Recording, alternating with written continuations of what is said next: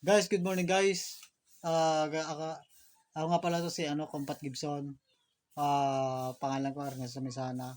No, nagpapasalamat ako guys unang-una sa aking mga sa Panginoon dahil kahit papaano ay buhay pa ako ngayon. Pinasasalamatan ko rin at sinashoutout ko rin ng aking mga classmate nung batch sa 4MAS Mariano Marciano Elementary School, batch 2002-2003. Unang binabati ko, shoutout ko si Elmer Gaan, Brad, okay pa ako Brad. Si Dudong Francisco, isa na police ngayon. Si Elmer pala nasa ngayon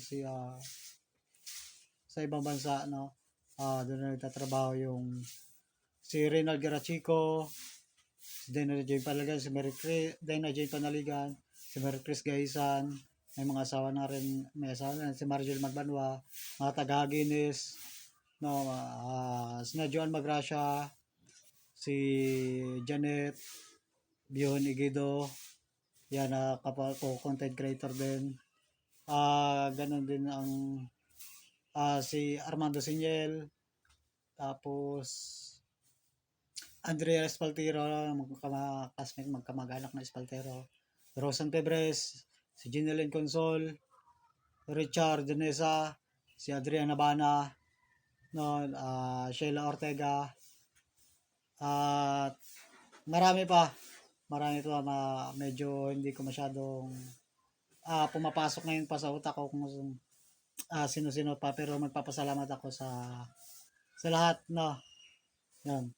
Pinasasalamatan ko rin si Ate Nora Vizcana, si Kuya Imok, si Akil Imok, nagbigay rin ng tulong, gumagawa ng paraan para kami matulungan. Nagbigay sila ng relief sa amin ng nakaraan, relief sa mga bata, mga damit, shorts, mga jogging pants, para sa mga bata. Ganyan din po si Auntie Juby, na pinasasalamatan ko na rin, maraming salamat Auntie Juby. Ganun din po si lalo si Sir Kadiscarte na vlogger din ng Masalay. Maraming salamat sir sa pagtulong mo sa amin.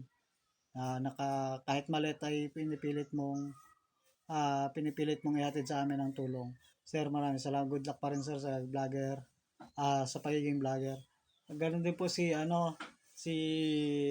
Sir Kabundok, tinulungan kami nakaraang araw. Pumunta talaga siya dito para ako may makita, mabisita, at nagbigay po siya ng tulong sa amin.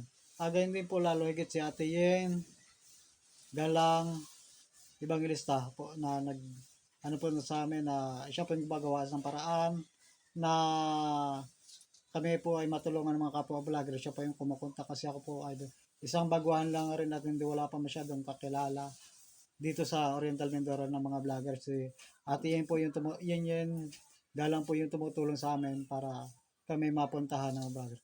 Ganyan din po lalagit sa special ko rin ngayon si vlogger o content creator Moises Flores po, na taga Rojas, na isa rin po vlogger, na ngayon po ay nagbigay ng tulong sa amin. Pumunta po siya dito, nagsaglit kahit siya ay may trabaho, sinaglit niya po na dito pumunta sa bahay namin para po kami po ay matulungan.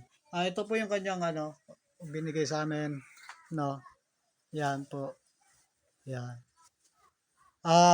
Salamat na rin po sa mga sponsors na tumulong sa kanya, sa mga sponsors niya na kahit pa po na sa sponsor na tumutulong sa kanya para kami matulungan. Maraming salamat po, at maraming salamat.